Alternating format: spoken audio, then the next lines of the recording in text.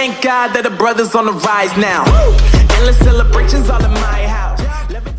How's it going, guys? Welcome back to Top Bins Football with me, Benny and Louis, and today we're going to be talking about the weirdest transfers, the top 11 team, and this isn't just for the Premier League, it's for all leagues, top 6 leagues, and yeah, let's go. So our goalkeeper we started off with is Julio Cesar. Yeah, Champions League winner. Yep. Was at Inter Milan, made 228 appearances for Inter Milan, and then just signed for QPR. QPR. Yeah, a struggling QPR. I can't remember if he signed before they went up or it was when they were going down.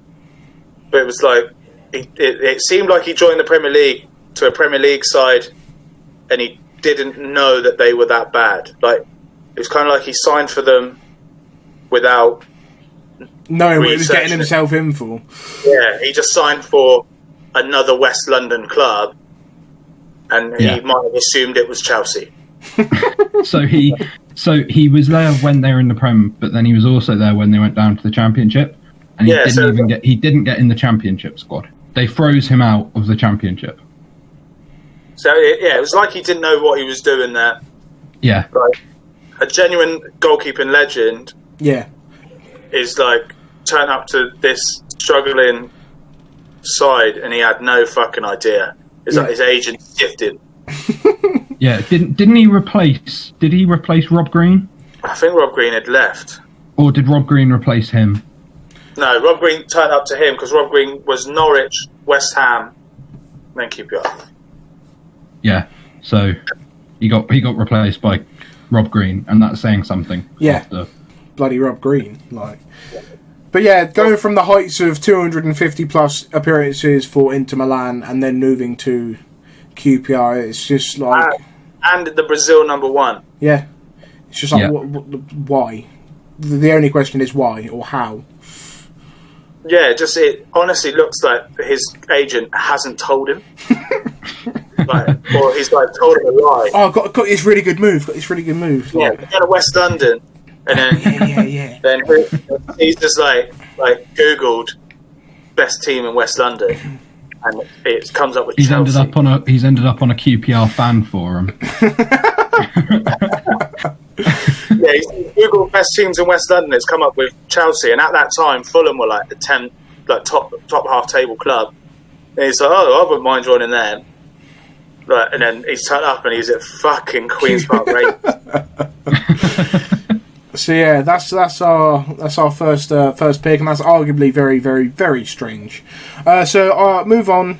We had Sol Campbell going to Notts County. Yeah, that was very strange. It was like he just had a really good career with Arsenal, getting to the Champions League final, winning the Premier League, part of the Invincibles. Like he had a future in the backroom staff. Yeah, and he joined. I think he joined Pompey, and then but Pompey was still in the Premier League. Then they started going down, and then he'd left and joined a nobody club like Notts County. It made no fucking sense. Like near the end of his career, he could have retired and been considered a great and stuck with Arsenal or even Pompey's backroom staff. But then he decided to join Notts County, but it was part of that bloke pretended he was a multi-billionaire.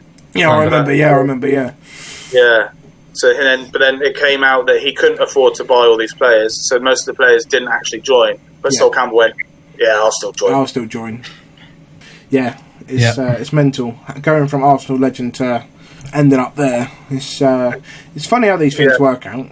Yeah, because he was the first English black captain for England. Like he's like a proper centre back, proper legend in English football. Yeah. To then struggling to stay up in League Two. You know what I mean? Yeah, it's just I think that definitely qualifies for a weird transfer. Moving on to the next, we have Steven Corker to Liverpool. Yeah, so Benny, do you want to take the lead?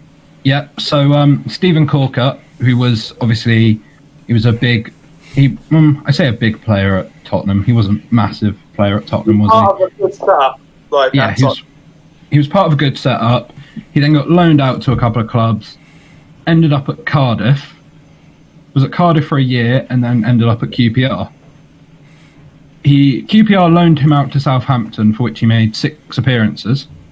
His last appearance for Southampton was against Liverpool, and they lost 6-1. He then cancelled his loan at QPR and signed on loan for Liverpool. Cancelled his loan at Southampton to move to Liverpool. Yeah, that's what. Yeah, that. He made 3 appearances off the bench, I believe. One of them, he came as a striker in the 90th minute. So Liverpool have obviously wanted him. Yeah. After the game that they scored 6 goals against him. Yeah. But yeah. It's just strange. Although it wasn't a transfer, it was a loan, but still. Yeah. Like it's too weird to not be. Yeah. Considered. To not be mentioned. How was he at QPR and doing? They weren't better than Liverpool, were they? QPR. No. He's left a team struggling to stay up, or might have even been down that season, to a European contending Liverpool side. But the weirdest thing is that he was on loan at Southampton, and then they've cancelled his loan. To then loan him to Liverpool. He pulled him back off loan to then send him back out to Liverpool. So he's gone from London to Southampton to Liverpool in 1 week. Yeah. Yeah. He made 3 appearances. He did come on as a striker in actually 2 games. So a centre back. That's why it's weird again. Like he's a known centre back, never known to be playing up front. Yeah. Was part of a solid back 4 line at Tottenham with Ledley King, to then now play up front for Liverpool. In the 3 appearances he made for him, it's just very, very, very odd. It's very strange. He went to Dundee and then went to Turkey as well, which I'm not sure if he's still playing, but obviously he did play for England a couple of times as well, didn't he? Yeah. So, but Turkey just seems to be where mid-table players go to die. Minus Ozil, no shade on Ozil. Yeah. No, I mean, I said mid-table players. Yeah. Yeah, he's actually still playing in Turkey. Oh, is he? Yeah, mad. Right, let's move on. Our next one was Woodgate to Real Madrid. It's madness signing. He was at Middlesbrough. Middlesbrough, I believe. Yeah, so Middlesbrough have just struggled to stay up. They've just hired Southgate as their manager, and then they've signed Beckham the year before or 2 years before. So one of the best English players ever. Yeah. To then sign a centre back who's never been in any argument of being be the best ever. Yeah. Like Woodgate rarely got in the England squad. And it was like, well, why are you signing him? Of all the players. Yeah, what's going on? And then they signed Owen that year as well, or the year after. So it was kind of like we're signing Woodgate on a promise to Beckham. Like he needs an English mate. It's like Beckham, great English player, amazing. And then the other side of that, you got Owen, great English player, and then in the middle you have Woodgate. It just doesn't add up. Owen flopped big time at Real Madrid, but but if you're thinking of pedigree and reputation, yeah. And it was on Woodgate's debut. I think he scored an own goal. He scored an own goal and got a red card, didn't he? Yeah. But then here's a weird stat as well. That season, there was this isn't about the transfers, but in the semi-finals of the Champions League was Arsenal versus Real Madrid, and there was 2 English players on the pitch and 3 in total on benches and on the pitch. Both English players were for Real Madrid. And the one sub was Michael Owen on the bench. So out of all 30 odd players, there was 3 English players, all for Real Madrid, none for Arsenal. That's mental. That is mental. Is that before the rules that you had to have a certain amount of homegrown, or not homegrown, but like English players in your team if you're an English squad? That's quite recent. That was like what, 2007, 2006, something like that. Yes, yeah. Sounds about right. So we're going to move up to our CDM or centre mid. Is Joey Barton moved to Marseille? Big old Joey Barton. It was after the season he got banned from the Premier League for the red card last day of the season for QPR. Yeah. And it was only a loan. And I think it could have been only just so he could get over his ban. Suspension. Yeah. But it's not weird him moving there. Well, it is weird, quite weird, because they were considered great. But this was before the PSG money came in. They were like up there. Yeah. It was like the weird thing was the interview. Yeah. He had a French accent. Yeah, the accent. He spoke like Arsene Wenger. He was like, "Well, it's good to sign for."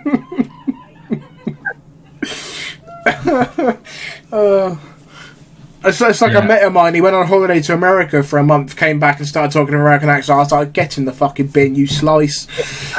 You've been over there a month. Like there was someone else who did it as well. Was it the manager? The manager. It was McLaren. Yes. McLaren when he's at Feyenoord. Yeah. Speaking. He was Dutch after one day of being there. But the best part about that interview, but then there was another one. Another manager did it.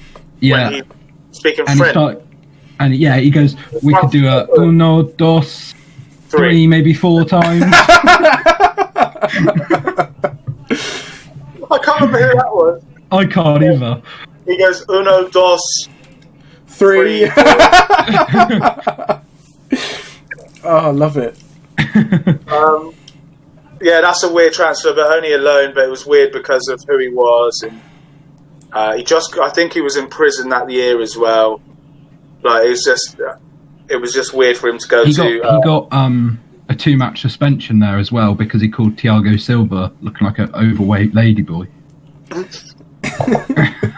Joey Barton's just a meme of football, isn't he? I love him. I love him. Absolutely love him. Shit House 101. Like Joey Barton, Robbie Savage, Scott Brand. Right. Then should we move on? Another Premier League midfielder going abroad was Thomas Gravesen for Everton. He moved to Real Madrid. It was unheard of. Like he wasn't getting in the Everton squad. It made no sense. Then he signed for the European champions, the best team, or one of the best teams of all time, that era. Yeah. Thomas Gravesen in the middle. It made no fucking sense. And he was getting in the squad over there. Yeah. But how? I don't understand. What's going on? Yeah, it's just enough one of them. It's just like, how have you ended up there? Like, but I think that might have been around the same time as the Woodgate deal, because they were signing all sorts of fucking people, and they signed Steve McManaman from Liverpool as well. It was like they were just signing everyone, like whoever wants to come over, we've got a house for you. Yeah, we've got a little villa in the centre of Spain. Just come over, fuck it. Come over. Come on down. Treat it like a holiday. Let's go. I reckon that's exactly what was happening. Seems like it. Well, it's still happening now. Yeah. Because of Louis Barry going to Barcelona for 6 months. At the age of 16. Come here, son. Yeah. Got some Spanish birds out here for you. Come on, come out. Do you know what the maddest thing about the Louis Barry transfer is? It's because he was 16, they had to move his parents over with him. So I think his parents just wanted a long holiday. Just like, yeah, go on, son, go on. Right. It's mental. It is mental.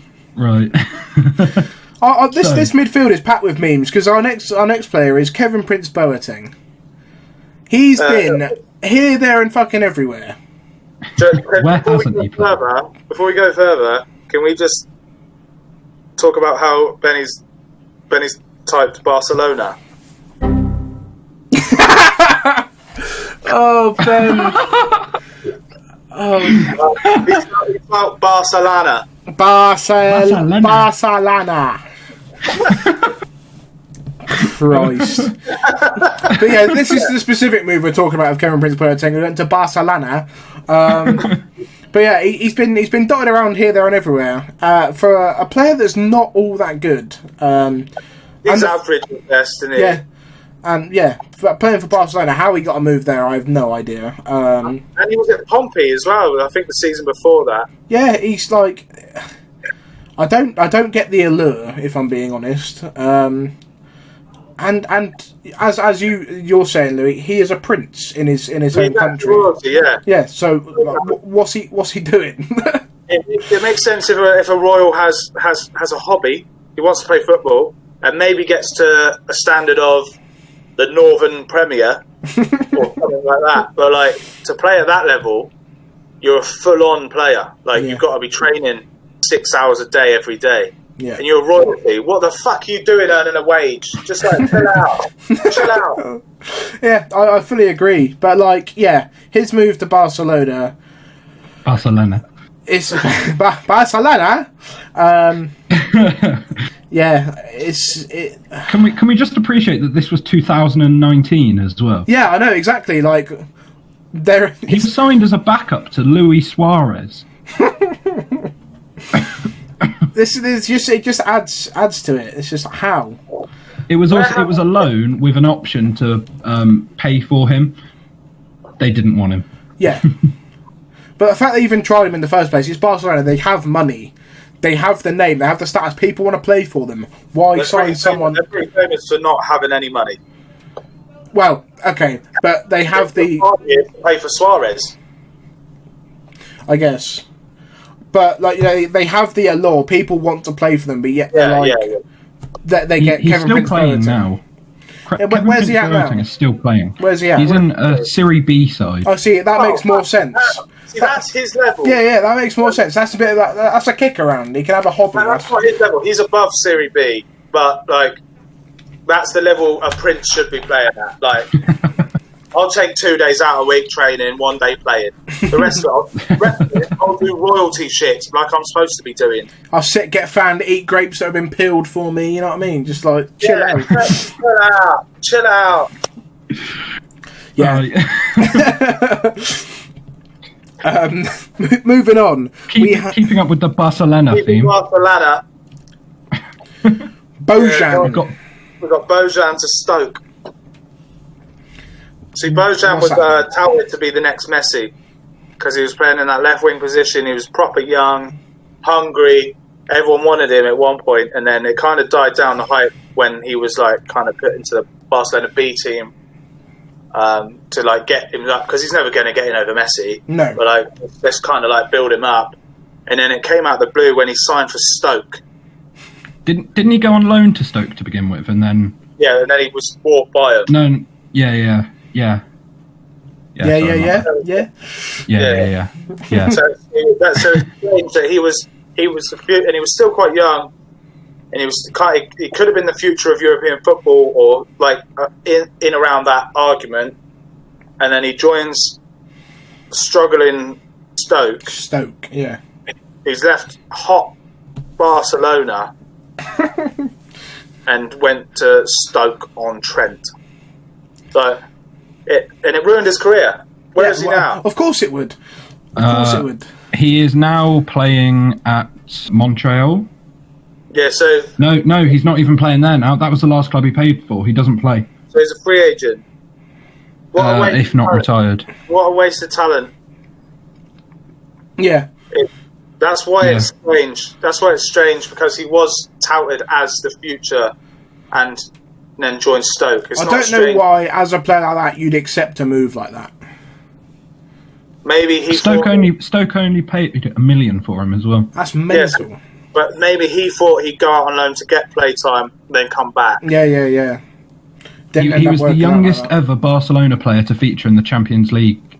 He was 17 years old and 22 days. 17 years old playing for Barcelona in the Champions League. To then move to Stoke. It's mental. It is mental. Yeah, he played some other places where he was like at Ajax, Inter Milan. Big name teams. Yeah. Proper European giants. Roma. Yeah. And now you're in rainy, boring, cold, wet, windy Stoke. Chips and gravy Stoke. No offence to any Stoke fans or Stoke inhabitants watching. Full disrespect.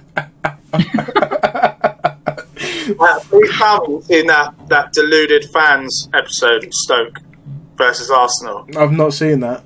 I'll send it to you because it's. Search up, guys, watching the video. Paddy Power, Stoke fans. I'll have to give it a watch. I'll give it a watch.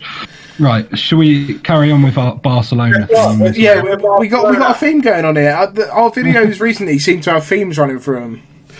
Certain teams. Let's go. Yeah, Figo moving from Barca to Real. Yeah, one of the biggest. And this is only weird because it's rivalry. Yeah, and it's weird because of the rivalry, and weird because Figo was in the argument of the best player in the world at that time. I think he was in the Ballon d'Or argument a few years before, or even that year. Yeah. It's like Barcelona are letting him go. So if this is the case, why are you letting one of the best players in the world, arguably, to your main rival? Your main sort of title challenge contender, you know what I mean? Yeah. Strange. They like Barcelona at that point were the best team ever. Like, with Ronaldinho. I don't think Barcelona let him go. It was a release clause. So, like, the Thomas Partey deal. Yeah, so the club have They paid the money and they had to let him go. Yeah, but like they have to accept. But then that's still weird because Luis Figo was going, yeah. It was 62 million euros, which was huge back then. Yeah, world record at the time. Huh? Late 90s. 2000. Yeah. So 68 million is overpriced for a lot of players now. Yeah. Let alone back then. Yeah. In today's money, that's 150, 170, 200 million. Yeah, 200 mil, yeah. Yeah, it's ridiculous. In his first season at Real Madrid, they won the La Liga title. Yeah. Like, that's why it's also weird. Like, you're letting this player go. Wait, you're saying they didn't let him go. It was a choice. They still have power over Figo to discuss his contract with him. Yeah. So Real Madrid, let's say, pay the release clause. Barcelona then go, right, we're going to offer you more money than they offer you. We need you but to stay. Yeah, exactly. They let him go, and to their main rivals. Yeah, well, Barcelona fans never let it go, did they? Because I think it was like either his return or like second time back at the new camp, there was a pig's head thrown at him. How do you get a pig's head into a stadium? I can't even get a lid off a water bottle in. Anything can go up your arse if you're brave enough. Brilliant. So yeah, right. We're going to gloss over that. I want an honourable mention. It's not even a signing, but like where Barcelona loaned out Coutinho to Bayern, and then he ended up scoring against them in the Champions League. Yeah, because they didn't include the can't play against us rule like normal loans do. Yeah, and that's like that's one that came back to bite him in the arse. There was also a clause in his contract that if he won the Champions League, they had to pay him a certain amount. Yeah. Well, they had to pay Liverpool. So if he won the Champions League, Barcelona would pay Liverpool an extra like 10 million for his transfer fee. But the rule did not state for Barcelona. Yeah. So not only did they knock them out of the Champions League, they had to then pay for the privilege for them being knocked out of the Champions League. I find that fucking incredible. Yeah, so that's brilliant. A definite weird transfer because of that. But Bayern Munich seemed to always sign top players at the time because they on loan because they loaned James Rodriguez the season before he was like on his decline. This is when he was like still top level. Yeah. He was signed on a 2-year loan 2 years before the Coutinho deal. So they always seem to do stuff like that. Also, honourable mention in the midfield was... we'll do it at the end because it's part of a two-man thing. But as Figo with Barcelona, guess what, lads? The next one, Barcelona. Barcelona again. It's Braithwaite to Barcelona. Yeah.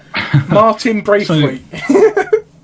So this was the weirdest one that I thought, because of how he struggled at Middlesbrough.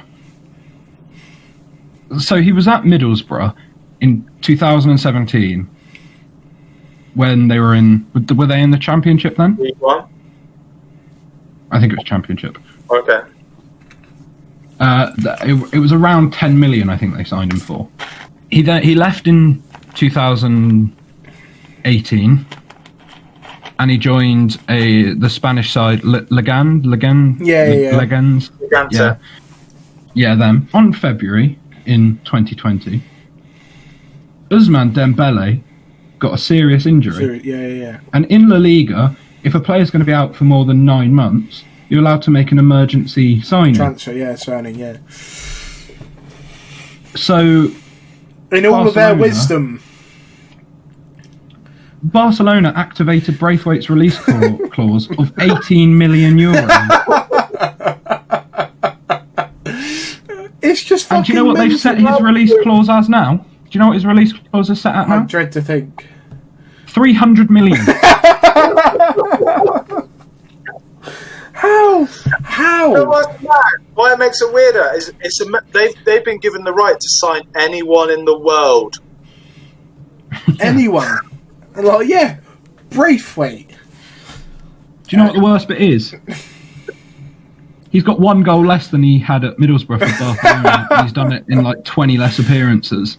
My fought bit was when he signed the announcement. He was trying to do some freestyle tricks, and then he couldn't do any of them. Yeah, it was embarrassing. It was painful. Trying to do a rainbow flick and hit a fucking journalist 3 yards away. It was painful to watch.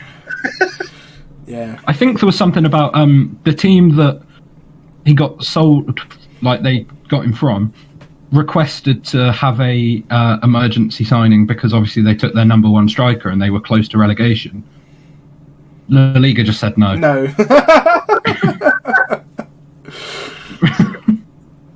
Yeah, mental, absolute mental signing. It's one of the strangest things. It's like if you looked back on 2020, that would be up there as one of the weirdest things that happened. It all went downhill after Barcelona signed Braithwaite. Yeah. 20th of February. Opened up Pandora's box. That was it. That's. I reckon he was. Do you know what's weird as well? On his debut, he got subbed on in the 72nd minute. He got 2 assists. It's mental. How is this guy? How has he done this? It's like the opposite to most of the other players we've spoken about, because most of the other players have been going from good clubs to shit clubs, and this is the complete opposite. It's mental. Fair play. I don't know. His agent needs a handshake because that's mental. You're going to tell me it's the same agent as like fucking Pogba and that now, but I don't know, but it might well be. It might Martin Braithwaite. I'll have a quick look. But yeah, it's bloody mental. But I mean, fair play to him. I don't know how he's managed it, but it's blowing my mind that they were given the right by the Spanish FA or La Liga, sign whoever you want, and they sign a championship failed striker. Yeah, it's ridiculous. It is ridiculous. While Benny's trying to call him. Does anyone know the name of the Pogba and that agent? I can't remember off the top of my head. Stay there. I'll Google it now. I cannot remember. We've got to chuck in an honourable mention there, though. Malmina Raiola. No, it's not the same guy, but it's the same guy. This guy represents Frankie de Jong, Lindelof. So he's got ties with Barcelona. Like, that's why it happened. Yeah. It's still very strange. Yeah, very, very strange. Yeah. Should we do the next striker? Yeah, which was arguably just as funny. The weirdest football moment of all time. Yeah. Ali Dia. AKA George Weah's cousin to Southampton. So the story goes, Harry Redknapp has received a video of this player, of some kid doing skills in some field somewhere. And he plays it, and then he gets a phone call. Did you watch the video? Yeah. He goes, okay. And Harry Redknapp was willing to sign him. He goes, what I'm going to do, though, is going to get proof that you actually are, because he claimed he was George Weah's cousin. So he's going to get some proof. And then there was no proof. So Harry Redknapp said no. And then Souness received the same videotape and then instantly signed him. No questions asked. They did a thing as well about Souness. He made a phone call, but they'd obviously thought ahead, and they got one of his uni friends to answer it. It's mental. So they failed at the first hurdle with Redknapp. They've gone right. We need to plan further than just a fucking video. Yeah. And then so Souness has signed him from nobody, and I'm sure he had a transfer fee. It was Souness received a phone call from someone pretending to be a Liberian international. George Weah, basically. I just kind of fluffed my words a bit. Yeah, it's fine. It was all fucking cutty, like Lovely. It was proper out.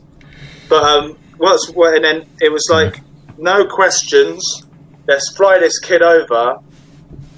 And then, do you know what? He didn't play. He didn't fly and then play the next day. He had a whole couple of weeks of training with the team. Yeah. And they noticed he wasn't a pro football player. That's what's weird, is that he's trained with all these boys and all the managers. Yeah. For weeks. And they still not. He was scheduled to play in a reserve team game against Arsenal, but the game got cancelled. So all of this has just fallen into place for him to just con the Premier League. Yeah. It's one of the biggest, bravest, smartest cons of football, but he didn't make any money. No. But it's not a con unless he makes money, and he didn't make anything apart from a week's wages. Yeah. But and a fucking mad story. Yeah, it's a good story. He's got a good life story now. But like he signed for a club in the top division. He's playing with Letiz, with like big players, and then he replaced Letiz. Yeah, his first game he came on as a sub. So after training, they then picked the team, and he's made the team. They replaced Letiz, Southampton's best ever player. And then what did they say about him? He was running around Yeah, so Letiz, he got subbed on for Letiz in the 32nd minute, and then was substituted himself on the 85th minute. Southampton lost the game 2-0, and Letiz said he ran around the pitch like Bambi on ice. It was very embarrassing to watch. But he's got away with it for so long. Yeah. Yeah. Look, he got away with getting a pro job. The reserves cancelled. He got through all the training, and then through another. Came on. So but before the reserves game, you got to think of this. So he's turned up, got a job, trained, got in the reserves team. Reserves game's cancelled, so it can't be exposed. Yeah. He's then trained, got picked for the first team, and then come on for Southampton's best player. It's fucking mental. Do you know how many times this has actually happened? Quite a few, I reckon. There's one that it's just popped up as like articles you might like to read. In 1970 or something. 1970, a Yugoslavian player conned his way into playing for PSG. Wow. That's mental. He was a dentist. That's ridiculous. Should we go through honourable mentions of strikers? Hang on, one thing. PSG won the division that year as well, so he has a title in his career. That's fucking mental. He got the medal because he played. A bloody dentist. Fuck me. but it's not the same story, but it's quite similar. And he's going to be in my honourable mentions. Is Joseph Minola for, I think it was Lazio or Napoli. From some African team, he joined and he said he was 17, and then there was rumours that he was actually 41.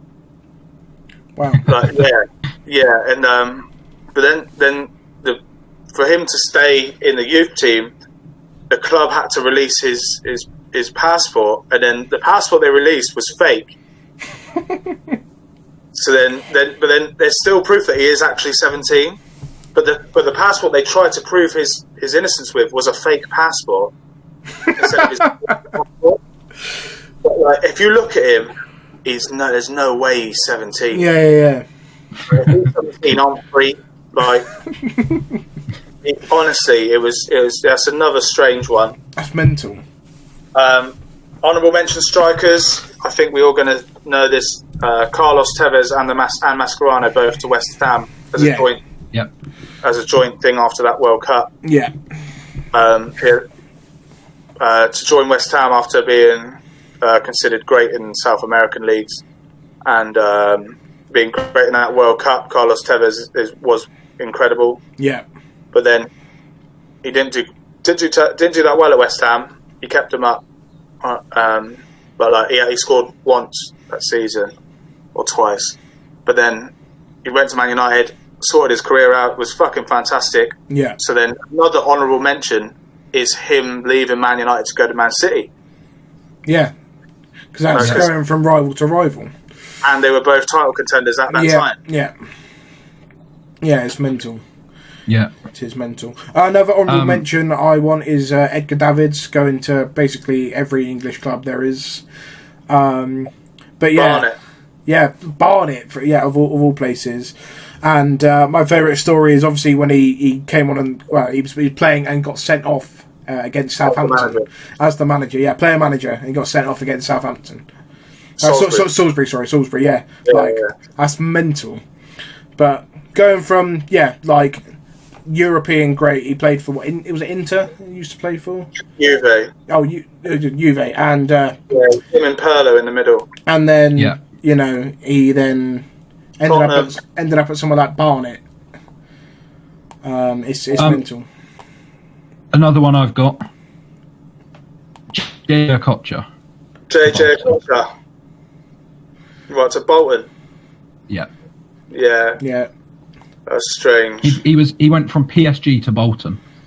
It's another one. It's just like I remember when he scored for Bolton, and to keep him up once, Mark Viduka ran the whole pitch to celebrate with him, and Mark Viduka was on the other team.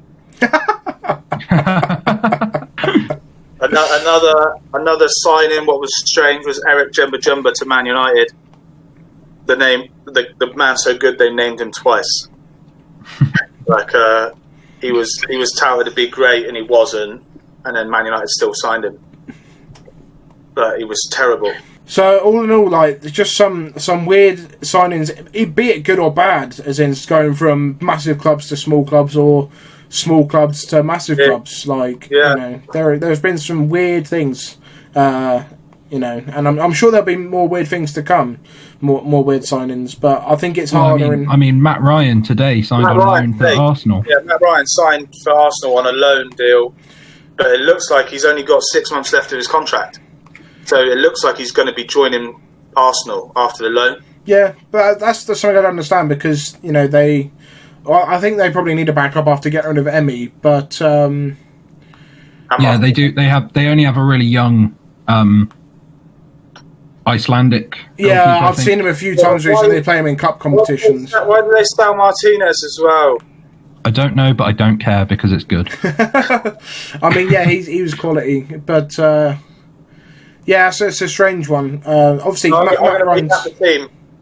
Yeah, go on. Got Julio Cesar in goal.